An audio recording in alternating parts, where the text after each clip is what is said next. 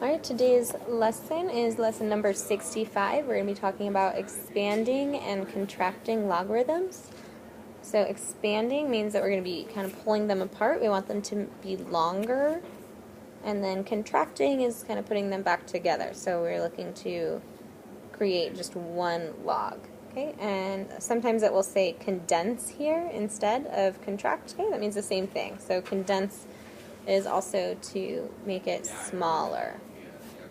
Alright, so here are our steps. It's really just one step. It's just we want to identify and apply the appropriate properties to the logarithm that we have. So we have these three properties. Product property is what we're going to use when there's multiplication going on between within our log. So when there's multiplication, we can split that up into addition. And we can go the other way too. So if there's addition happening between, then we can condense that log and with multiplication.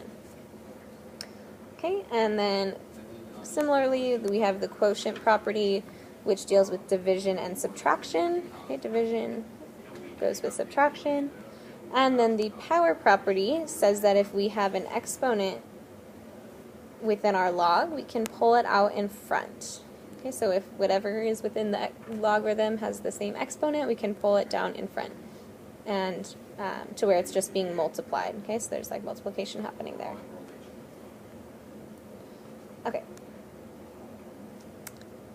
Here's our first two examples. So number one is log base 9 of 8 times 11.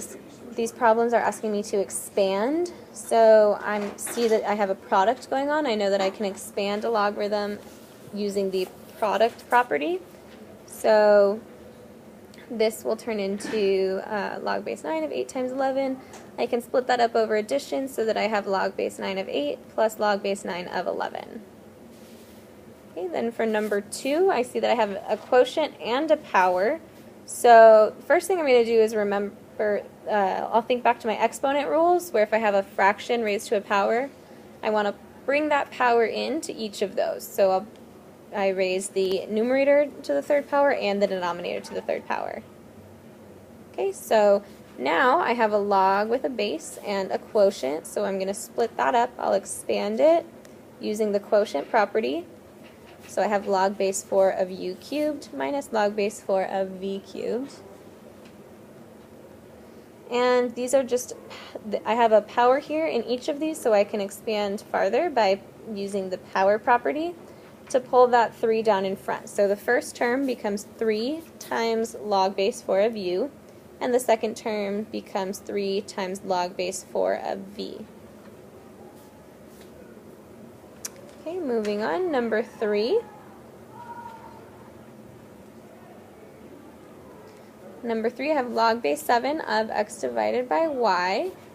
So I have a quotient. I'll expand using the quotient property and split it using subtraction, right? Remember, division goes with subtraction, so I'll subtract here. I have log base 7 of x minus log base 7 of y. And for number 4, I have the number within the log is being raised to a power. And that tells me that I can use the power property, so I'll expand this by pulling the power down in front and multiplying it to log base 9 of 8.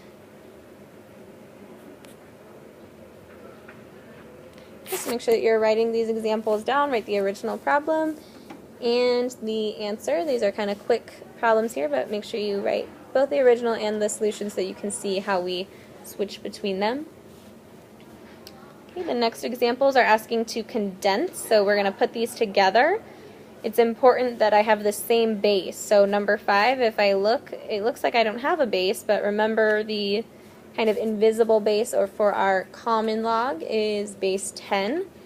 So this is really saying log base 10 of 2 plus log base 10 of 11. With addition, I can combine using multiplication. So this is the same as log base 10 of 2 times 11. And I can go ahead and do that multiplication, so this is just log of 22. I could have the base 10 if I wanted to, or just leave it because it's if it's not there, it's like there's a 10, right? Okay, then for number 6, I see that there's a number in front being multiplied to the log, so I'm going to apply the power property to bring that number up into the exponent. So this is just log of 12 to the 6th power. And again, that has like an invisible 10 there for log as a base. Okay, those are all the problems that we worked through in class. After that, we talked about these independent practice problems. Okay, log base 8 of the square root of a, that's just going to be, if I take the square root, that's the same as raising something to the 1/2 power. Okay, and then over here for number 4, there was some confusion with the log divided by 2. And that's just the same as 1/2 times that whole log. Okay, so to condense that, you would raise it to the 1/2 power. Okay, so if you're working at home or you are absent, try these on your own, and then go ahead and click play, and I'll show the answers. Okay, so here are the answers that you should get for these 6 practice problems. And that's it for today's lesson. Thank you.